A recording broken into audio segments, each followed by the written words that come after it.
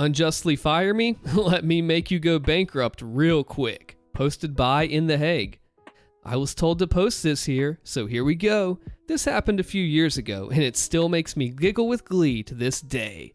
I'm a 34-year-old female who has always been a bit of a tomboy. I like cars and sports and reptiles. When I was 25, I wanted a career change and finally follow my dream of working in an auto repair shop as a painter, like my father always did. To start my education, I needed to already have a job at an auto repair shop as an intern. So I searched and called a lot of companies to see if they had spots. There were literally several companies that laughed at me because there's no place for a woman on the work floor. Disheartened, I tried one final company who said he'd take a chance with me. I was thrilled. I was promised lots of opportunities to learn and a steady job after graduation. I started a week later, and the first 2 weeks were awesome. I learned a lot and was promised even more opportunities. He promised I would have 2 to 3 hours a week of private time with the resident painter for practice. Soon after, though, it went downhill. The owner had bid on a contract with a large city in our country to restore underground containers. I had to sand them down, put sealant on the edges, and prepare them for painting. Tedious work, but I did it diligently. The promised practice time never happened. After a while, all I did, day in and day out, 8 hours a day, was sand down underground containers. By the end of the day, my hands and wrists were numb from the vibrations. This, by the way, is illegal. You're not allowed to sand with a pneumatic sanding machine for more than 4 hours a day in my country, as it causes severe wrist and hand issues. After several months, the contract with the city ended, and I hoped my promised practice time would come. But no, it didn't. I was given jobs that had nothing to do with my education. I was told to do jobs that a contractor should do, like put rebar in front of the windows, repair the sliding doors, repair walls, and other small things. Basically nothing to do with my desire to become a painter. After 6 months of doing literally nothing that I could count to my education, my boss called me into his office. He told me he was fed up with my attitude, that he made a mistake hiring me. I was fired on the spot. I was heartbroken and cried the whole way home. I didn't get it. I put 110% into my job, working hard, always on time, staying late if needed, and never complained. I didn't understand what happened and was pretty down for a while. However, several days later, I found out I was pregnant, which helped me to get over my downness. We'd been trying over a year, and we were ecstatic. When the time came that my final paycheck should come in, nothing happened. A week after it normally came in, I called, but was told to not complain and it would be transferred shortly. 2 weeks later, still nothing. I called again and got a very irate boss on the line, cussing at me and calling me things I will not repeat here. I was fed up and contacted my lawyer. Here comes the revenge part. In my country, there's apparently a few laws that my boss broke without me even knowing about them. First, you're not allowed to fire somebody without reasonable cause. You need to document bad behavior and give the employee a write-up. After 2 write-ups, you're allowed to terminate. My boss never did this. Unlawful termination can end in a fine, and the employee has a right to get as many monthly pays as their employment contract would have continued if the employee wasn't terminated, which would mean I had a right to another 6 months of pay. Second, you must pay the final paycheck within a week of termination. We were now going on week 4. After the first week, an employee is entitled to compensation of up to 100 euros per day of not receiving their paycheck, meaning I was now entitled to at least 2,100 euros extra pay. My lawyer wrote up a letter to my boss stating we would be pursuing my legal rights. He didn't respond. A week later, we sent another letter increasing the compensation for late payment as we went. After a month of my lawyer not getting any response, suddenly, I received my pay. No compensation, nothing, just basic pay. My lawyer recommended to go to small claims court, and so we did. Mind you, it takes about 3 months before you can appear before court. He didn't even show up in court. but he sent a statement through his lawyer saying how I was a horrible employee and blah blah blah blah. However, he had no proof whatsoever, but I did. I had my performance reports from 1 month into employment and 4 months into employment, and they were stellar. The judge saw right through my boss's BS and awarded me 6 months of pay, or 12,000 euros. 4 months of late payment compensation, and this is because he didn't pay the full amount my lawyer requested, as was my legal right, about 12,000 euros. Legal fees, now about 3,000 euros, and I was paid the same week. He was then also charged with a fine for violating employment laws. He had to pay 50,000. This resulted in the Employment Bureau, which this agency makes sure that companies comply with employment laws and so on, investigating the company. They discovered the building I worked at was unsafe. The foundation was unstable, walls were crumbling and tilting, and he was told to make repairs or they would close him down within a month. By accident, they discovered he was also cheating on his taxes, so the tax agency got involved. He got charged with embezzlement and tax evasion for both of his companies. He had to pay back all taxes he evaded, plus a 100% fine, coming to a staggering $250,000 over several years. He didn't have that kind of money, and after struggling for about 2 months, which resulted in him not paying his other employees, he went belly up. Both businesses shut down, and the building that I worked at even got demolished. 7 years later, it's still an empty plot, and if I ever feel put down by somebody, I take a short drive to that place.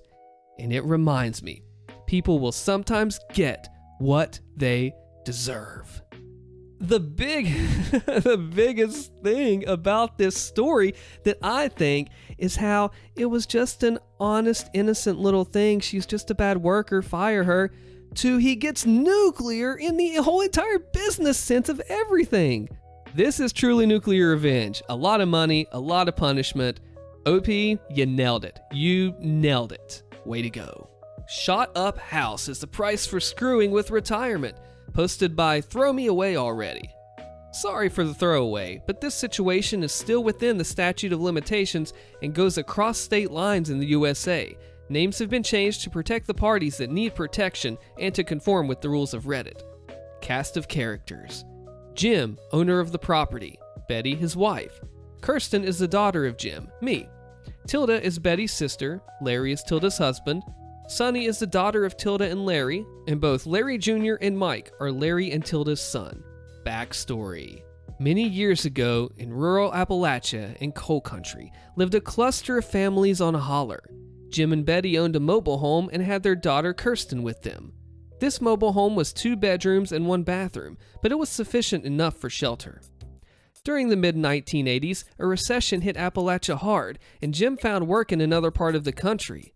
In moving, he approached Larry and Tilda to look after the mobile home and collect rent for anyone that wanted to lease the mobile home.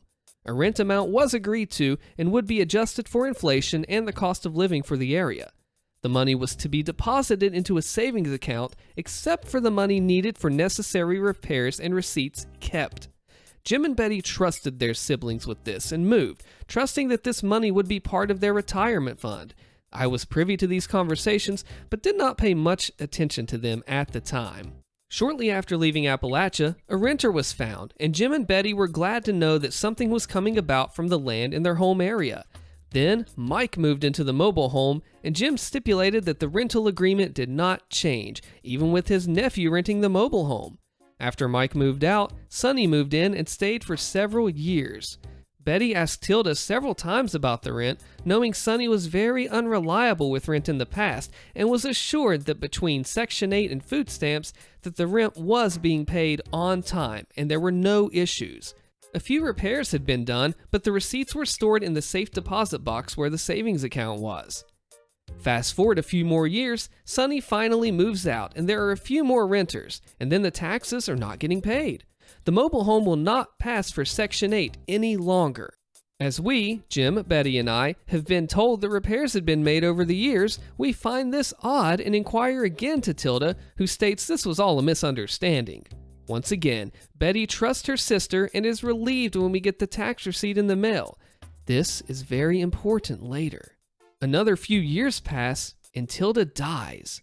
Jim and Betty attend the funeral, and Betty makes a gesture to assist with some of the expenses. Larry agrees, and Betty requests access to the savings account that should have at least tens of thousands of dollars by this point, not including interest, to only find out that it's never existed. All of the paperwork has been fraudulent or forged. Remember that tax receipt? Another forgery. Betty refused to fight. She had just lost her sister. Still, Jim is livid, as am I. Sonny was always abusive to me, and to find out she'd been living off my parents for free while receiving Section 8 for rent and getting food stamps sent me over the edge on top of the missing retirement funds. Cue revenge. So, knowing everything was fraudulent from the beginning, Jim and I attempted legal means first to get revenge on this thief. We were met with walls of red tape, and with states separating us, it was an uphill battle with a slim chance of winning. Plus, the attorney fees would drain any winnings and then more. First, I put my piece into action. Against Sonny, I filed claims of fraud against the Section 8 anonymously and SNAP benefits, given that there was absolutely no proof of rent being paid to the homeowner or the custodian. Larry was stupid enough not to write out a fraudulent receipt for when his daughter lived there. Next, I filed against Larry for tax evasion and Social Security fraud since Sonny was claiming to be paying him the rent money via Section 8. This was income. Since he was not claiming this income on his tax forms, he was double dipping into the Social Security system and avoiding paying taxes. I did the same for the time Mike was paying rent, although he did not claim government benefits. He just paid rent. The next stage was to notify their local church about the shady dealings with family. Their faith is big on lay ministers and credibility. I told anyone and everyone I could from the church directory about what had happened. I even showed the fake tax receipt. The last bit was the most nefarious. After ensuring that Larry was visiting Sonny and the house he owned was empty, a rented car was used, and while Betty drove Jim, used a .22 rifle to shoot holes in the roof, the AC compressor, the garage doors, and anything that was laying in the yard and not immediately noticeable. We wanted the burn to last, so no windows were shot out or anything evident from the start showed. Aftermath. Sonny is now being investigated for multiple charges of fraud. Her side business has been closed due to the sweeping allegations that money will not be allocated as intended. Her applications for small business loans and pandemic funds have been denied. Criminal charges are being whispered, but I do not think anything will come about with that portion. Larry has been found guilty of overpayment by the Social Security Administration and no longer receives benefits. He now lives with Sonny and no longer has his truck, camper, boat, or ATVs. Unfortunately, once again, criminal charges are not pending. Larry Jr. has moved into the old home that was shot up. The roof had several places where hail or other debris punched through and made it leak. The siding had similar damage. Some of the bullets, and they finally figured out what it was, pierced some of the old PVC and plastic plumbing. He has spent a fortune fixing the roof, plumbing, and siding where a lot of little holes were. I do not know if he has tried the AC yet, and I will be delighted to find out if it malfunctions as severely as I hope. Now this one's nuclear here because they were lied to, closely lied to, and retirement was screwed up. You mess with their future and their life that they were banking on. That's some serious business right now when they trusted them closely, and it failed. OP, way to go. Man gets car crushed by not paying his repair bill. Posted by I signed up because of r/.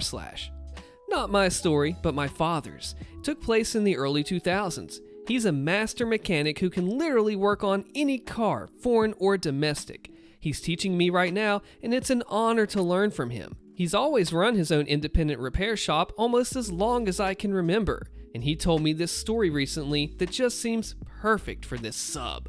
So this guy comes in with a pretty nice Chrysler convertible to get his transmission fixed. He had to remove the transmission, disassemble, and rebuild it. Pretty long process, but it's no problem. After a day's work, he calls the customer up, says his car is ready, and reminds him of the agreed upon price of about $1,200. The guy said he could only pay $600 then, and he'd have to get back to him on the rest. Now, this isn't out of the ordinary. Where we live, most people aren't exactly wealthy, and my dad's a nice guy. He single-handedly supported 4 kids and a wife, so we weren't exactly rich. It's not uncommon for people to pay in installments. He doesn't charge interest or fees or anything, just tries to do what's right. The guy pays half the bill, and with the promise of paying the remaining amount in a few weeks, he leaves with his car. About 2 months pass, however, and the guy hasn't paid. Hasn't even contacted my dad about any issues or to say something like he lost his job or something. So my dad calls him up and asks when he thinks he'll be able to pay the rest of the bill, and I kid you not, this is how the convo went. Dad says, "Hey, this is Austin. I was wondering when you'll be able to pay the rest of your bill." Guy says, "Oh, yeah, about that. I'm not paying it." Dad, surprised, says, "What? Is there something wrong with the car? If something went wrong, I'll take care of it." No, the car runs great. I'm just not gonna pay you." "What? Why?" "Well, I have the car now, so I don't see any reason to pay you." They went back and forth a bit before my dad realized it was pointless and decided to enact some sweet, sweet revenge. He calls up a local towing company and gives them the guy's address, license plate, and car description and tells them to tow the vehicle to the county recycling center. He then calls up the recycling center and says, "Hey, you're going to be getting a Chrysler convertible license plate X from my towing shop. When it gets there, I want you guys to crush it and recycle it." And so they do. The car was crushed and recycled. The next day, the guy shows up to my dad's business, furious, and with the state patrol. My dad explains the entire story, and the cops tell the guy that, technically, the vehicle was moved, not stolen. The recycling center received recyclable goods and not stolen property. And now, the car no longer exists, as it's been recycled, and thus was not a criminal matter, but a civil one. So, the guy sues my dad, and once again, my dad explains the entire story, and amazingly, the judge says the same thing as the troopers, and dismissed. It sounds almost unbelievable, because it just seems so illegal, but if a judge rules in his favor, it's gotta have some merit by a technicality or something. Granted, this was maybe 15 years ago, so the laws could have changed since. But dang, the guy gets his car crushed simply because he chose not to pay the remaining repair bill and wanted to take advantage of someone else's kindness. Hey, Mr. Bad Guy here, you ever heard of you reap what you sow? Except in this case, you reap what you crush? I don't know, but OP's dad, I would give you a handshake and buy you a beer. I don't even like beer. I'd still buy you one anyway. Great job, dude. Be sure to comment the secret phrase below, cartastrophe, because it literally was a car catastrophe. My name's Austin. Thank you for watching. Check out another video here, and I'll see you there.